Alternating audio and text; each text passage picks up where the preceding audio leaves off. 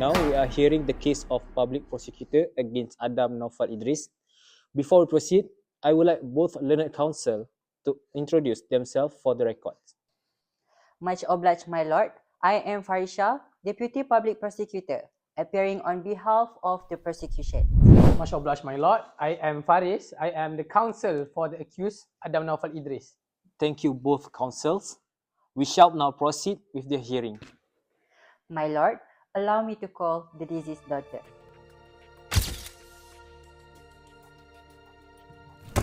Hi, Alia. Can you tell the court who you are? Hi, I am Alia Sufia. I used to live with my mom and my little brother in Taman Mutiara Indah. Alright. Can I ask you some questions? But promise me to answer all the questions honestly, okay? Okay. So, what happened on 12th July that evening? Wait, let me remember again. That evening, I got home from school and everything was normal. Are you absolutely sure it was Adam? Yes, he used to visit. Mom told me to call him Uncle Adam. Oh, so what happened next? He looked angry.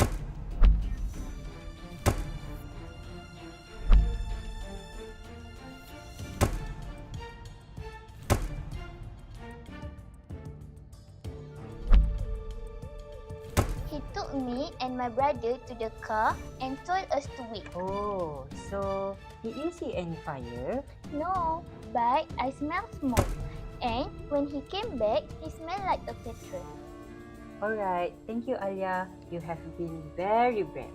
Defense counsel, you may proceed with your full cross-examination. Alia, just a few questions.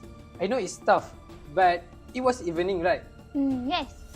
Could it have been so dark to see properly? No, the lights were on and I saw him clearly. Okay, but he didn't say that he was gonna start a fire, right?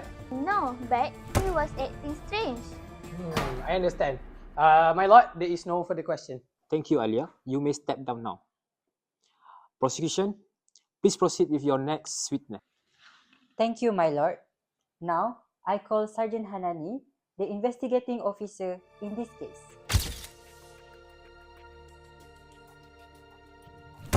Sergeant Hanani, what was your involvement in this investigation? I was the lead investigator assigned to the fire incident at Taman Mutiara Indah. I arrived at the scene shortly after the fire was reported and worked closely with the fire and rescue department to assess what happened. So what did you observe when you arrived? The house was badly burned, especially the master bedroom. There was a strong smell of petrol in the air. According to the official report, petrol traces were found in multiple locations in the bedroom. There were no signs of short circuits, electric faults, or candles. The conclusion was clear. It was deliberate act, arson. Oh, did you find any physical evidence? Yes, near a drain behind the house, we found a plastic petrol container with fingerprints that matched the accused. A piece of cloth, part of a bedsheet, was also found partially burned with fibrous rope. My lord, may I ask, was there any CCTV footage of my client at the scene? I will allow it. Sergeant Hanani, please respond. There was no CCTV at the house itself. However, earlier that evening, a nearby hardware shop's CCTV captured the accused purchasing a petrol container, identical to the one we found. He paid cash and appeared nervous. And the timing? Around 6:30 p.m., about 2 hours before the fire called. Alright, thank you, Sergeant. No further questions, my lord. Defense counsel, you may proceed with your cross-examination. Thank you, my lord. Sergeant, just a few questions. You were not at the scene when the fire started, right? Yes, I arrived after the fire was extinguished. So you didn't see that the fire was actually started, right? No, I did not. But the evidence we found supports intentional burning. You are relying heavily on the fire department's report only, right? Yes, but their findings are standard in arson investigations and they clearly rule out accidental causes. Understood. Thank you, Sergeant. Thank you, Sergeant Hanani. You may step down. Prosecution, please call your next witness. My lord, allow me to call the next witness, Mr. Karim, a hotel receptionist. Mr. Karim, where do you work? I recently worked at Hotel Anggrek. I have already worked there in 5 years. Do you remember seeing the accused? Oh yes, he came in the hotel late night with 2 kids. He also didn't give us proper ID. He also paid us with cash. He looks very nervous at that night. Did you find that unusual? Yes, especially after I saw the kids' faces on the missing flyers. Alright, thank you so much, Mr. Karim. Thank you, Mr. Karim. Defense counsel, you may proceed. Mr. Karim, just a few questions. Yes, sure. Did you see that is illegal to check in with the children? Did not mention it is illegal at all. But I just feel something is not But right. Mr. Karim, he did not threaten anyone. Why did you feel so? Yes, he did not. But the kids clearly looked scared at that time. Alright, thank you for your information, Mr. Karim. So, let's conclude the prosecution case.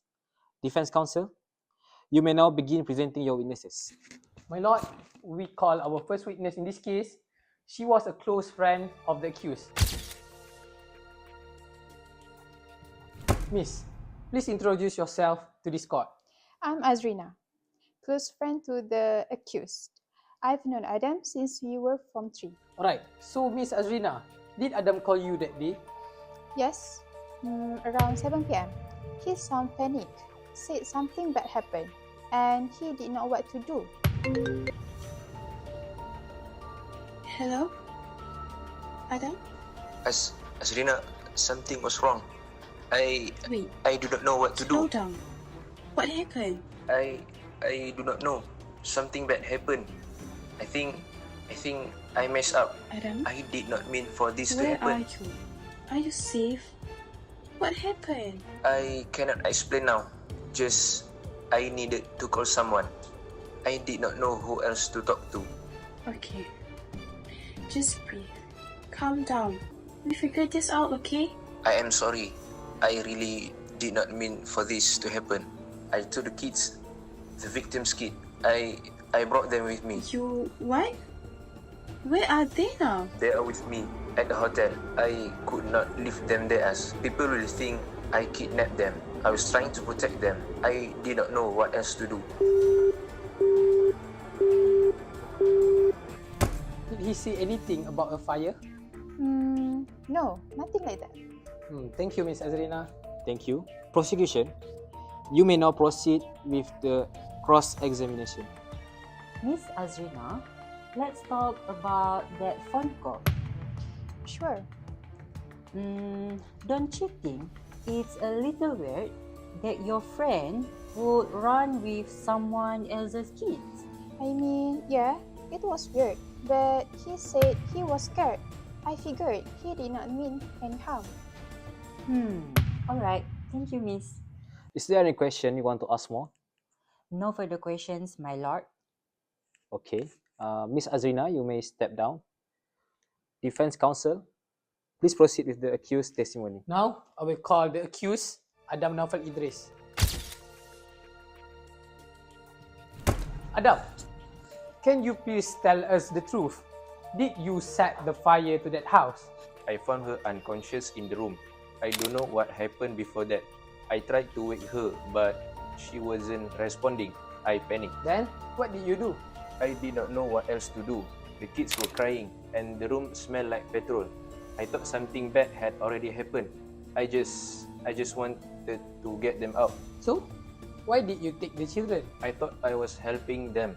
I know how it looks, but I was not thinking like a criminal. I was just scared. I have known Alia's family for years. Her mom used to ask me to help send them to school if she was busy. I cared about them. Why don't you call the police? I was afraid. I panicked. I thought if I called, they would blame me straight away. So I drove around, looking for a place to stay. That is when we ended up at the hotel. So, just to be clear, did you pour the petrol in that room? No, I did not even go near anything like that. The container was in the car because I bought it earlier that day. I was planning to refill my car later. Thank you, Adam. That's all, my lord. Thank you. Prosecution, you may now proceed with the cross-examination. Thank you, my lord. So, Adam, you bought petrol that night, right? Why? My car was low on fuel. Why not you just go to the petrol station? I wanted to avoid CCTV. But CCTV still caught you buying the petrol container. You were not thinking straight. No, I panicked. Panic all the time. My lord, no further questions. Thank you, both counsels. We shall now proceed to the closing submissions. Prosecution, you may begin. Thank you, my lord. My lord, the prosecution submits that the accused should be found guilty under Section 436 of the Penal Code for setting fire to a house. The evidence is clear. The accused was at the scene, had petrol, and was seen holding a lighter. He tied the victim, took her children, and ran. He also tried to avoid CCTV, which shows clear intention to hide his actions. The fire expert also confirmed it was arson, not an accident. The evidence fits.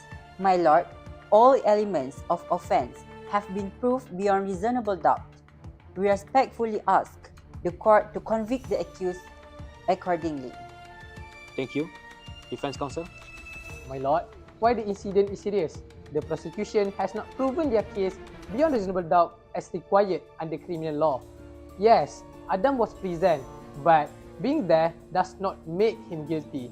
No one saw him light the fire. He claimed he panicked, but that's believable. The house was full of smoke. The victim was unconscious. He acted emotionally, not maliciously. There is no clear proof he intended to burn the house as required under Section 436 of the Penal Code. In law, suspicion is not enough. There must be certainty, and in this case, the doubt is very real. We respectfully ask for an acquittal. Thank you, both counsels. I will now deliver the verdict. After reviewing all the evidence and testimonies, this court finds that the prosecution has proven its case beyond reasonable doubt. The accused was the last person seen at the scene. The fire expert confirmed the use of petrol, and CCTV footage linked him to the container. The accused, Adam Naufal Idris, is hereby found guilty under Section 436 of the Penal Code for committing mischief by fire. Sentencing shall be heard in due course. Court is adjourned.